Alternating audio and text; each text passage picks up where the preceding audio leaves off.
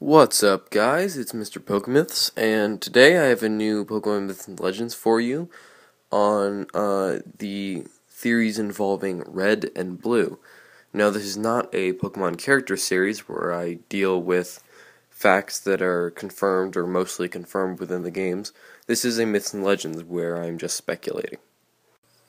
Before this video starts, I would just like to say that everything in this video will most likely be denied in the upcoming anime series, The Origin. If you haven't heard about The Origin, it is a anime series that will run side by side with the upcoming X and Y series.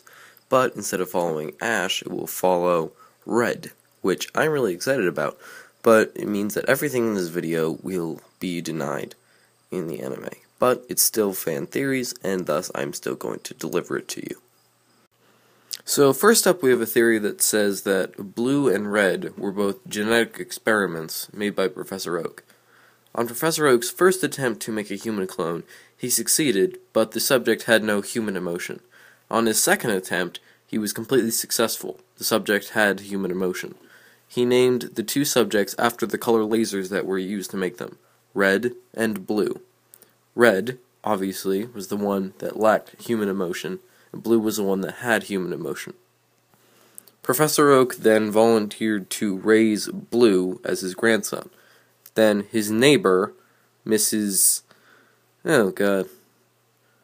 Yeah, well, you never know Red's last name. Okay, whatever. Red's mom volunteered to take in Red as her own child.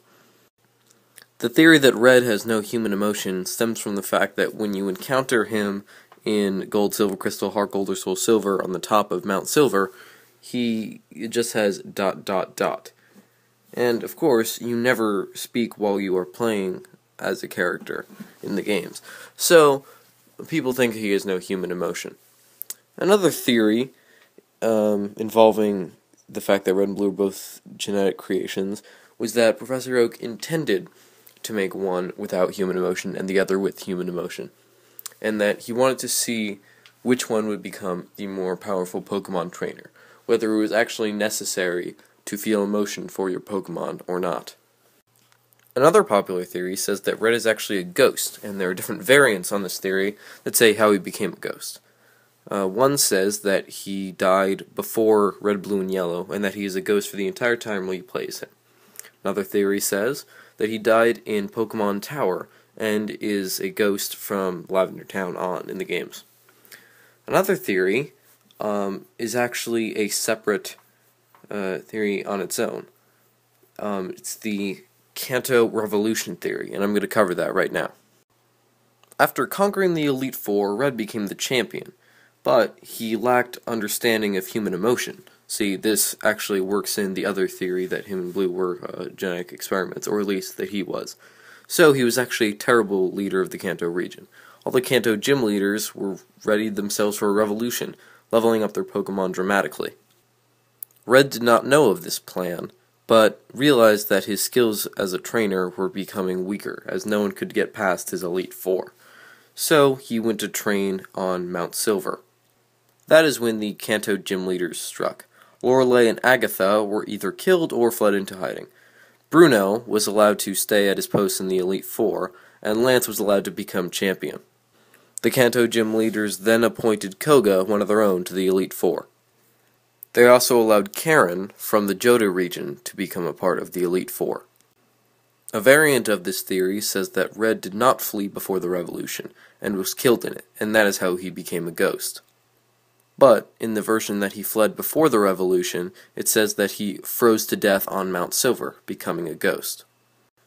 To be honest, I actually mixed the Kanto Revolution theory with the Red as a ghost theory, and actually came up with the how he died theory regarding the Kanto Revolution on my own.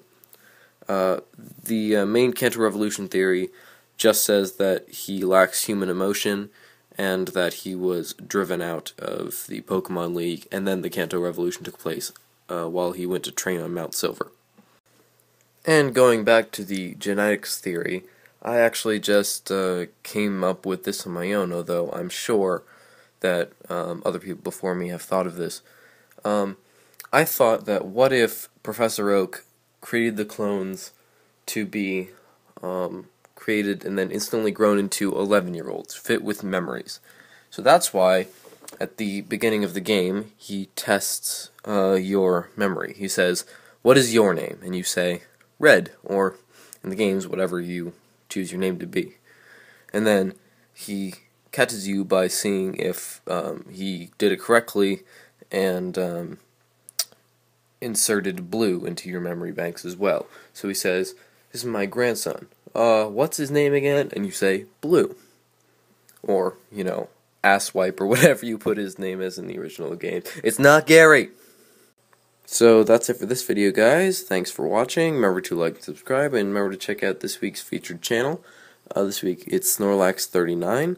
Very small Pokemon YouTuber, but check him out. He has some good stuff. He's fairly new, so he doesn't have that many subscribers yet, but I'm hoping to change that, or help him change that. Also, check out my video on the different options you guys have when I get to 1,000 subscribers. I have a lot of options you guys can choose from as a reward. So check that out. Links are on the screen and in the description below. Thank you guys for watching. I will see you next time.